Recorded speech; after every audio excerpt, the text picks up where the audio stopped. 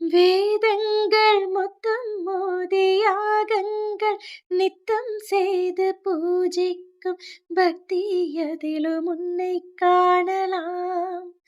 பசி என்று தன் முன் வந்து கையேந்தி கேட்கும் போது தன் உணவை தந்தால் கூட உன்னை காணலாம்.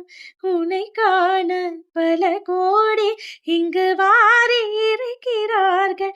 எளிதாக உன்னை சேர இங்கு யாரு நினைக்கிறார்கள்.